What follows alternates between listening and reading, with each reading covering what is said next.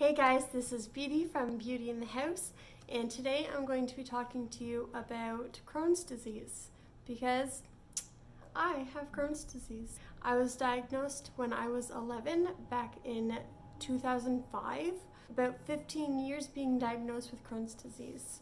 So I'll take you back through my journey with it, how I was diagnosed, the glory details of Crohn's disease. If you are newly diagnosed, I hope that you can find a little bit of comfort or a little bit more understanding with what the disease all entails. Although everybody's journey is different and everybody's symptoms are different. I'm not defined by this disease. I have this disease. I'm not ashamed of this disease. It's a part of my life. We just arrived at my infusion clinic. I get an infusion every 6 weeks with a medication called Remicade. It helps with the inflammation that's in my intestines. It's an intravenous, so I have to get a needle in my hand or in my arm somewhere and sit for about 2 hours or so. It used to be longer when I was a kid, and they take my blood pressure and temperature throughout the time of the infusion. And I can just watch a movie or work on a blog or anything that I want while that's happening. So I'm gonna head out to do that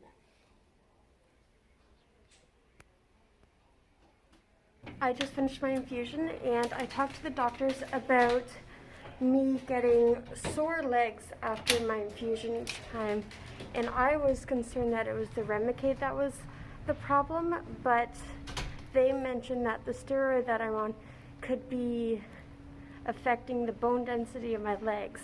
So to talk to my doctor about that the next time I see him. Hopefully nothing too serious because I've been on a good streak for a pretty long time. Fingers crossed. Asked some questions about some of the symptoms that I've been having, and the nurses suggested a few different things but encouraged me to talk to my doctor about them as well. I hope nothing serious comes about them. I had to wear my mask because the COVID-19 that's still going on. It got super warm in there and I did not want to, but I pushed through and I did it. And it's great because they have these lounge chairs that you can just relax in, and they take your blood pressure and your temperature throughout the entire infusion just to make sure that you're accepting the medication well and your body's not reacting to it in any sort of way. I have fantastic nurses that work with me during the infusion. Usually a few different nurses each time I go, but they're all super friendly and easy to talk to. So I'm really, really grateful for that. So let's get started. Crohn's disease is an inflammatory bowel disease where it can affect anywhere from your mouth or esophagus all the way through your intestines to your anus. It can inflame any part of your digestive tract, and it looks like big blisters. The more it gets inflamed, the smaller the hole is for those foods that you're eating to go through. When the inflammation happens, it looks like this. So I see all of the blisters and everything. So this is your normal intestines, what it looks like. And this is when it inflames. And that causes stomach aches, that causes bloating, that causes diarrhea, that causes constipation. So from one extreme to the next. So with this disease, I get regular blood tests and I see my doctor every year for checkups. There are lots of different medications for this disease because some medications don't work for others. And some medications you can be on for a little while and your body stops reacting to it. And so you have to change your medication. So my Crohn's was found in my small intestine. This little colored in part right here called the ileum, that is where my intestines were diseased the most. So that's where my flare-up was.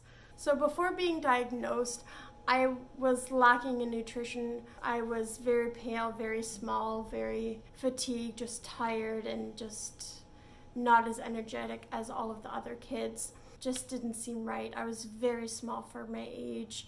I was 42 pounds and standing just under 4 feet tall when I was 11, so very small, just not growing, not getting that nutrition from my food.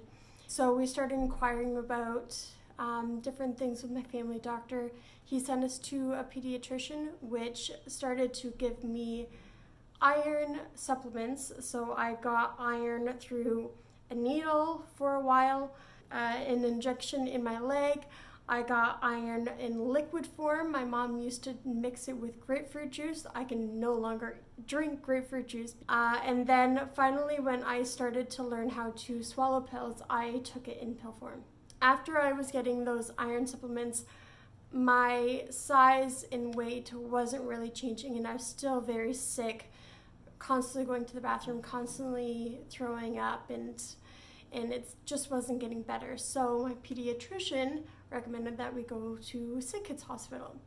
In Sick Kids Hospital, I got tests for celiac disease. After celiac disease was ruled out, then they were talking to me about Crohn's disease. Yes, this is Crohn's, this is what it is. After I got my colonoscopy and x-rays of my intestines and lots of other tests, they found out that it was too severe to start me on any medication to try to get the inflammation down, that we had to do surgery. But I was too small for surgery. Then came the NG tube, the nasal gastric tube, which is a tube that goes up your nose, down your throat, and into your stomach. In this tube, it fed me formula, which gave me all the nutrition I needed without having to go through that hard digestive stage because it was already broken up. It was just formula. I was on that for just over 2 months. So I could not eat any solid foods for 2 months just to get my strength up for this surgery. During my first visit at Sick Kids Hospital, we were there for a total of 12 days. I am so fortunate that my mom was able to stay with me through this whole time. And during my first visit, it was a lot of testings, a lot of blood work, x-rays, CT scans, and learning how to put that NG tube up my nose and down my throat. Because I had to be on it for so long, I had to learn how to do this by myself in order to go home. While learning how to do my NG tube, I had to get a stethoscope to learn how to place it. So what happens is when you put the tube up your nose and into your stomach, you have to first measure to make sure how long it is, and then push a little bit of an air bubble through a syringe through the tube and listen for the pop sound in your stomach, and that just confirms that it's in the right spot. So that's why I had to get a stethoscope. After the 2 months of being on the NG tube, I went back to the hospital and it was now time for my surgery. So the surgery was, I believe, 3 hours long, and they were taking out 2.5 feet of my small intestine. So it was just so inflamed that they couldn't do anything with it, of that small intestine, and rejoined those two ends of my intestine and sewed them back together. They went through my belly button, so they just left me a little scar through my belly button, which is amazing. You couldn't ask for anything better than that. And then I have also 2 other little scars just below my belly button for where the cameras went in to look around and make sure everything else was okay too. So after my surgery was done, I got this cool tool to help me breathe and help stretch those muscles and stretch that incision. You breathe in through this, and the object of the game is to keep this blue pebble in between these 2 branches, and you have to see how high you can go.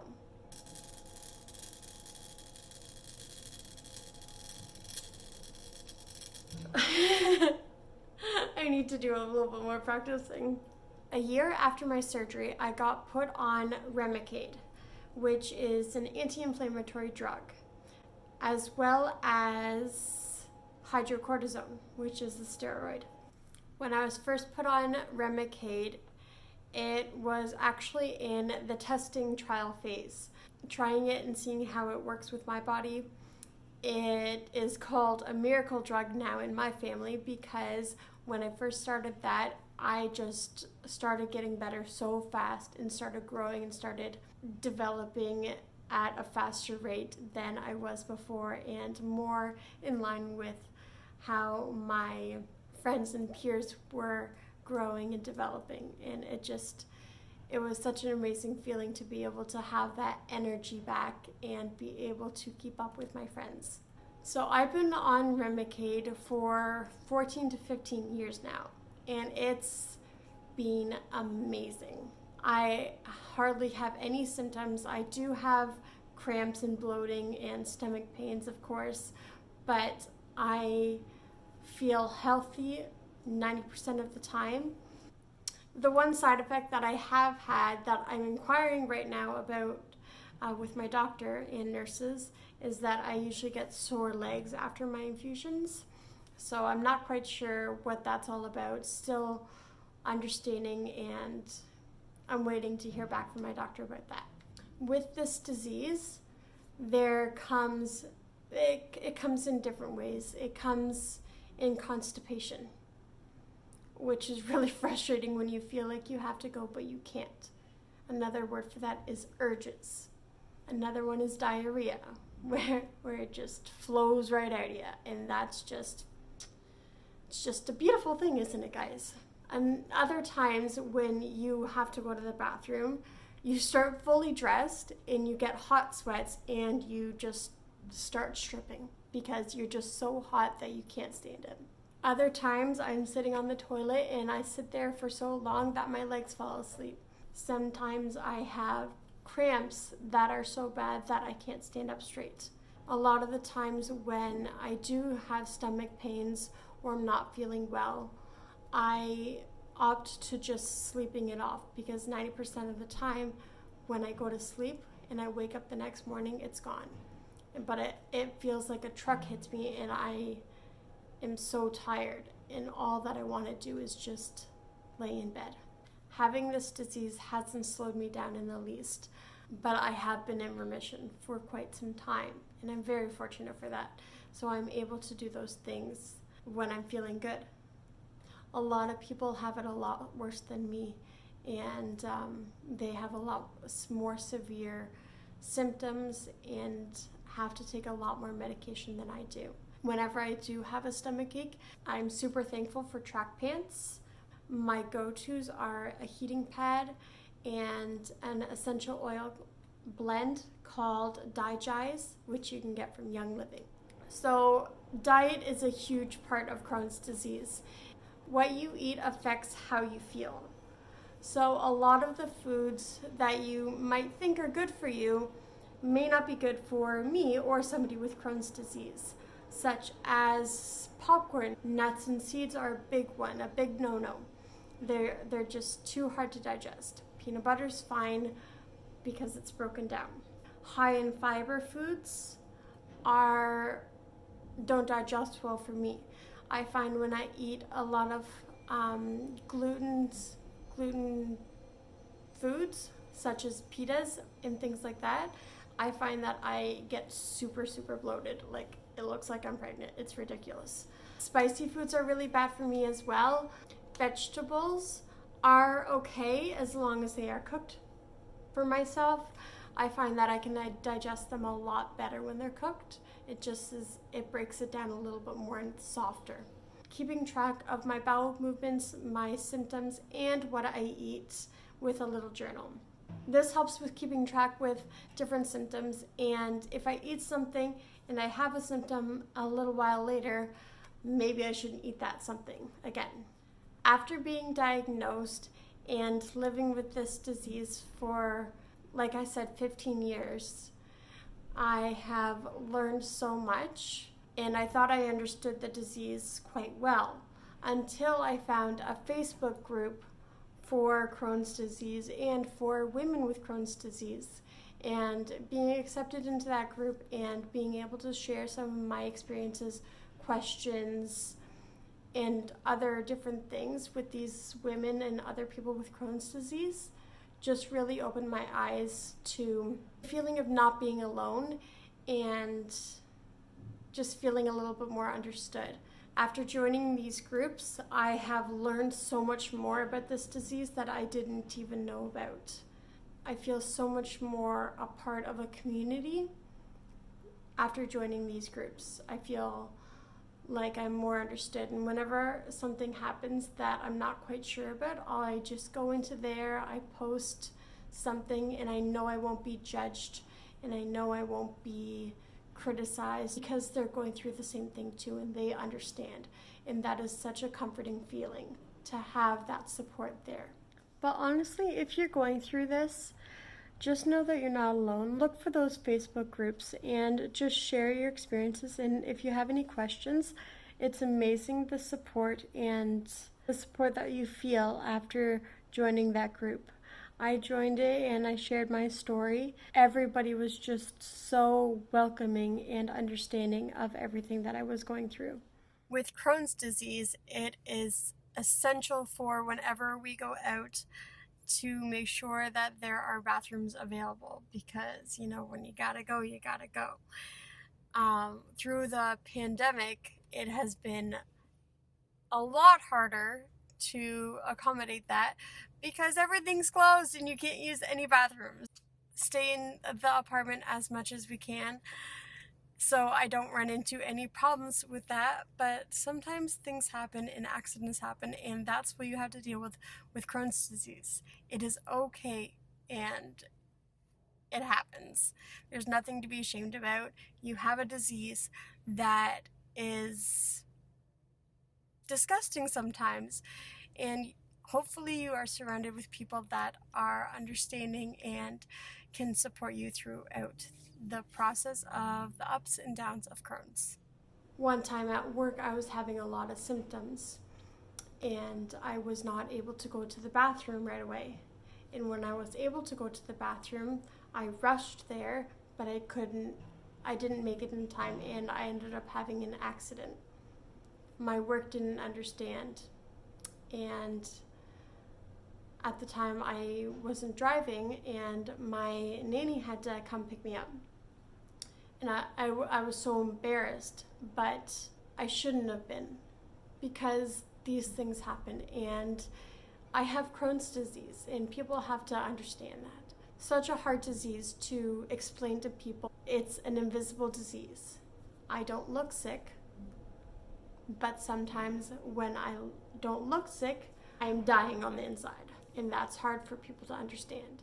I was fortunate enough to have a journal that my mom kept while I was in the hospital to look back on. So a few days ago, I read through that, and it was just so eye-opening to experience my hospital stays and my diagnosis journey through her eyes. And I never realized how hard it was on her and my dad. With having such supportive doctors and nurses and my parents and my brother and my boyfriend all in my life, it helps me to handle this disease so much better. I've been fortunate enough to have been healthy for these last few years. I am praying that I stay this healthy through the rest of my life. But that's just keeping up with my steady diet, exercising, and just having a healthy way of life. Thank you guys for watching this Crohn's journey video.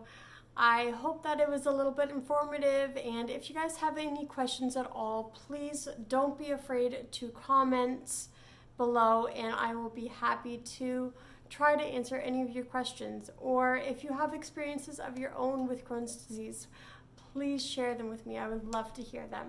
Like I said, I'm constantly learning about new things with this disease, and you guys can also find us on Facebook and Instagram. And don't forget to like this video, follow, and hit those notifications to see what other videos will be coming up next.